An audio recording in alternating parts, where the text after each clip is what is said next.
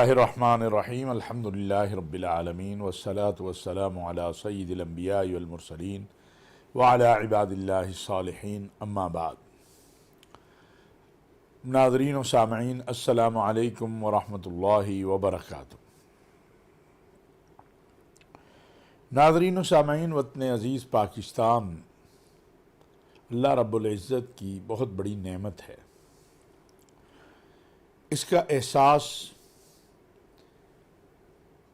ان لوگوں کو ہے جن کے پاس آزادی نہیں ہے، اور اگر آزادی ہے تو دفاع نہیں ہے، اور اگر دفاع ہے تو حالات کے شکنجے میں وہ پھنسے ہوئے ہیں۔ ہم مظلوم فلسطینیوں کی بات کریں یا مظلوم کشمیریوں کی بات کریں یا ہندوستان کے مسلمانوں کی بات کریں تو ہمیں یہ احساس پیدا ہوتا ہے کہ اللہ تبارک و تعالیٰ نے ہمارے اوپر کتنا بڑا کرم کیا۔ ہم نے بہت قربانیاں دیں، ہمارے بڑوں نے بڑی قربانیاں دیں، اور اس کے نتیجے میں یہ پاکستان ہمیں ملا۔ پاکستان کسی ایک شہر، ایک صوبے کا نام نہیں ہے۔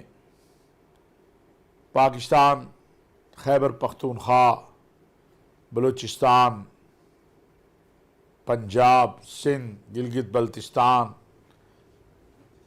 اور آزاد کشمیر،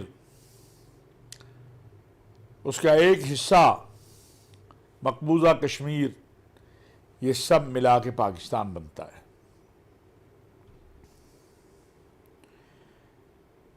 معرکہ حق میں اللہ تعالیٰ نے پاکستان کو جو کامیابی دی ہے،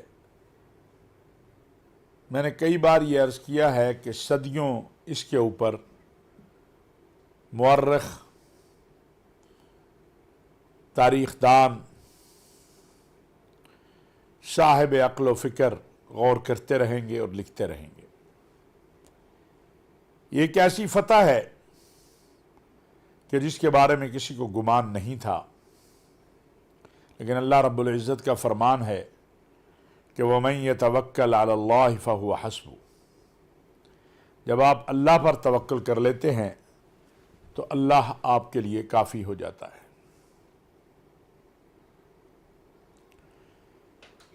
معرکہ حق کے بعد اللہ تعالیٰ نے پاکستان کو جو عزت و عظمت دی، وہ اس خوفناک جنگ کا روکنا تھا جو تیسری عالمی جنگ بننے جا رہی تھی۔ ایران، امریکہ اسرائیل جنگ، جس میں عرب ممالک کو بھی شامل کیا جا رہا تھا، لیکن پاکستان کی قیادت نے اپنے بردر اسلامی ممالک کے ساتھ مشورہ کر کے، جس میں سب سے پہلے مملکت سعودی عرب ہے، قطر ہے، ترکیہ ہے، مصر ہے، اس جنگ کو روکا۔ وقتی طور پر بھی اور انشاءاللہ ہمیشہ کے لیے بھی امن کا راستہ، امن کی منزل، امن کی فتح ہوگی۔ اگرچہ وہ بڑا خطرہ تو ٹل گیا ہے، لیکن پھر بھی ہم روزانہ دیکھتے ہیں کہ کچھ نہ کچھ ایران اور امریکہ کے درمیان حالات کا خرابی، عرب اسلامی ممالک پر ایران کی طرف سے حملے، جس میں ایران کا دعویٰ یہ ہے کہ وہ تو ان جگہوں پر حملہ کرتا ہے جہاں امریکہ کی افواج ہیں یا اس کے اڈے ہیں، جبکہ عرب ممالک، بحرین ہے، کویت ہے، اب تو قطر بھی شامل ہو گیا، اردن ہے، متحدہ عرب امارات ہے، وہ کہتے ہیں کہ ایسی بات نہیں ہے۔ اور حقیقت بھی یہی ہے کہ عالمی قوانین کے مطابق یہ حملے نہیں ہونے چاہیے۔ جب اسلام آباد امن معاہدہ ہوا اس پہ عمل ہونا چاہیے۔ ایران کے افواج کے ترجمان بھی اپنا بیان دیتے ہیں، امریکی صدر بھی اپنی بات کرتے ہیں، اور نتیجہ یہ نکلتا ہے کہ پوری دنیا ایک پریشانی میں مبتلا ہو جاتی ہے۔ ان سارے حالات کے اندر پاکستان دشمن قوتوں نے پاکستان کے صوبہ بلوچستان میں، خیبر پختونخوا میں دہشت گردی کا سلسلہ شروع کر رکھا ہے۔ 4 روز قبل ہماری فوج اور پولیس کے 30 کے قریب جوان اس دہشت گردی کا نشانہ بنے ہیں، لیکن اس کے بعد اب تک 100 سے زیادہ دہشت گرد واصل جہنم بھی ہوئے ہیں۔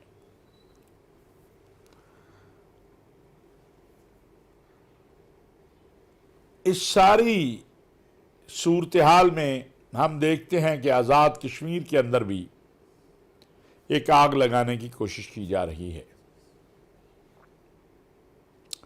ان تمام چیزوں سے کیسے نمٹنا ہے، یہ حکمت عملی ریاست کے بڑے بنا بھی رہے ہیں اور ان کے پاس موجود بھی ہوگی، لیکن مجھے آج اپنی قوم کے مذہبی سیاسی قائدین سے بھی اور عوام سے بھی ایک بات عرض کرنی ہے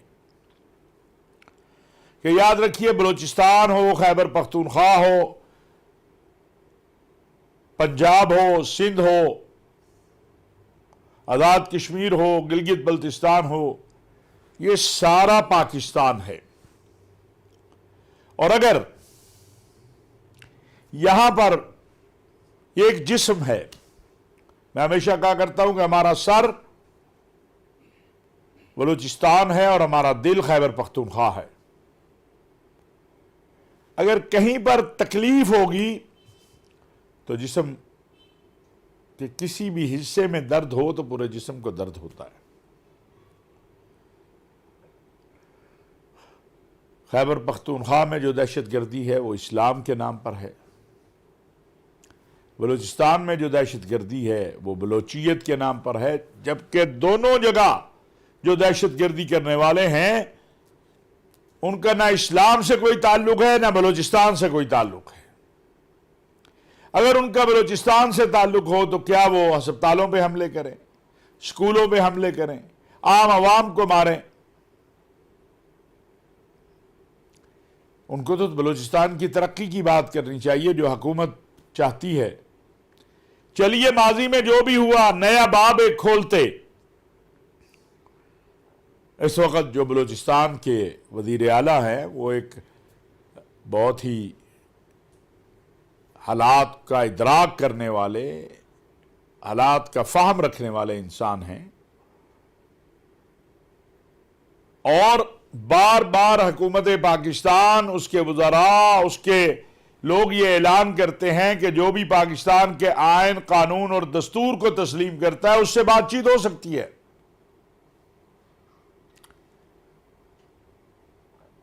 اور بات چیت ہونی چاہیے، لیکن ان سے جو پاکستان زندہ باد کہیں، جو پاکستان کے آئین قانون کو مانیں، اور جو پاکستان کے خلاف سازشوں میں مصروف ہوں، ان سے کیا بات چیت ہوگی؟ ہاں، وہ توبہ کریں، وہ اعلانیہ اپنی معافی مانگے، کسی فرد سے نہیں، پاکستان سے، پاکستان کی عوام سے، اپنے وطن سے، اور واپس آ جائیں ہتھیار پھینکے۔ یہی بات اس وقت جو آزاد کشمیر میں دھرنا بیٹھا ہوا ہے ان کے لیے کہی جا رہی ہے کہ وہاں چند لوگوں نے یہاں تک کہہ دیا۔ یعنی یہ تصور بھی کیسے کو کر سکتا ہے کہ پاکستان بھاڑ میں جائے؟ تو پھر ان کو کیا کہا جائے گا؟ ان کو کہا جائے گا آپ بھاڑ میں جائیں۔ پاکستان کو تو انشاءاللہ قیامت کی صبح تک رہنا ہے، لیکن پاکستان کی عوام اور پاکستان کے لوگ، ان کے جو حقوق ہیں ان کی جو ذمہ داریاں ہیں ریاست کے اوپر اس کو بھی ادا کرنا ہے ریاست کو. تو یہ ساری صورتحال میں ہمیں وحدت اور اتحاد کی ضرورت ہے جس کی طرف ہمیں توجہ کرنی چاہیے. ناظرین، آپ کے علم میں ہے کہ ہمارا بہترین دوست ہے قطر. امیر قطر کے والد جنہوں نے اپنی زندگی میں ہی اپنے بیٹے کو حکومت سپرد کر دی تھی اور پاکستان سے بہت ان کی محبت تھی، اہل فلسطین سے بڑی محبت تھی. بلکہ اگر میں دیکھتا ہوں تو دنیا میں بہت سارے ایسے اعمال، ایسے افعال جو ہے دین کے لیے ہوئے، مسلمانوں کے لیے ہوئے، اسلام کے لیے ہوئے، ان میں ان کا بہت بڑا حصہ ہے. اس میں بھی کوئی شک نہیں کہ موجودہ جو امیر قطر ہیں وہ بھی بہت دیندار ہیں اور دین سے محبت کرنے والے ہیں. یہ ساری فیملی، ان کا انتقال ہو گیا. انا للہ و انا الیہ راجعون. وزیر اعظم پاکستان میاں شہباز شریف صاحب، پاکستان مسلم لیگ نواز کے سربراہ میاں نواز شریف صاحب، وزیر خارجہ اسحاق ڈار صاحب، وزیر اطلاعات ہمارے عطاء اللہ تارڑ صاحب، یہ سب حضرات پاکستان کا ایک اعلیٰ سطحی وفد دوحہ گیا اور جا کے تعزیت کا اظہار کیا، ان کے ساتھ ان کے غم میں شریک ہوئے. بلا شبہ یہ اہل قطر کے لیے، چونکہ ان کو قطری جو ہیں وہ والد کی حیثیت دیتے تھے، ان کو والد کہا جاتا تھا، ایک باپ کی حیثیت تھی. اور اس میں کوئی شک نہیں ہے کہ اہل قطر کے لیے، قطر کی عوام کے لیے، قطر کے لوگوں کے لیے بہت بڑی خدمات تھی ان کی.